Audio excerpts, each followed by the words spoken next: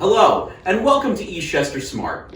This is our video segment series designed to explain to the Eastchester community all about the board's goals and the superintendent's goals and our ability to meet the needs of Eastchester's students.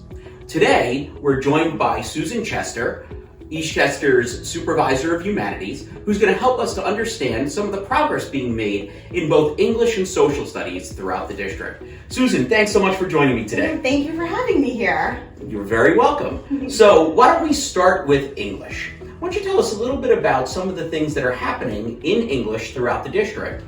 Okay, sure. So I'll start a little bit with K-5, elementary ELA. So about 7 years ago, the district adopted the Reading Wonders program from McGraw-Hill for grades K through 5. And the version that we have been using ever since then is going out of print, which presented us with an opportunity to reassess what is it that we need for our students in terms of literacy, what are the things that we value, what are our strengths, what are some areas of challenge, and what do we want for the future. So we convened in September a K-5 literacy committee with teachers and administrators from all of the buildings and district office, and we have been examining every month another well-known program or materials in the field. And when we conclude that work, perhaps in January, we'll be able to think about what we may want to pilot probably come next fall, so fall of 2022, and then from there think about a timeline for implementation.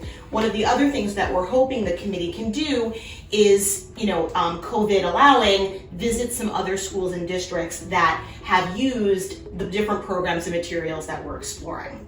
So that's K-5. And then at the secondary level, so 6 through 12, pre-pandemic, we started a curriculum mapping project at the secondary level for all subjects. So both middle school and high school English teachers have finished their curriculum maps, which is basically a month by month or semester by semester timeline of what they're teaching and when. And from those units, we've moved on now that those documents are basically completed, we've moved on to looking a little bit more at skills development. So particularly with middle school English, they wanted to start with writing and what the next gen learning standards expect of writers at the middle school level.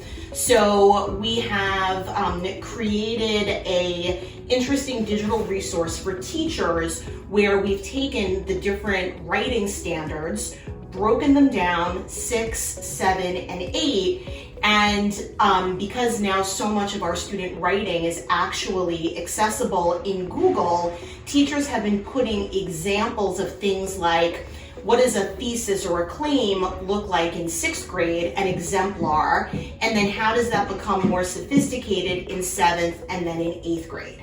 So it gives us a little bit of a benchmark to say, this is what we want our 6th graders to be able to do, and then how does that grow over time.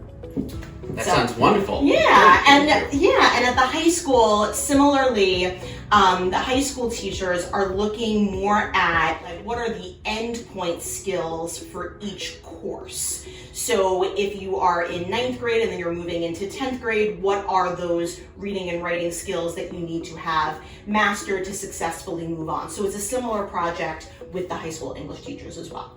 Perfect. Sounds like great opportunities for our students to be able to succeed. That's for sure. Yeah, that's why we're here.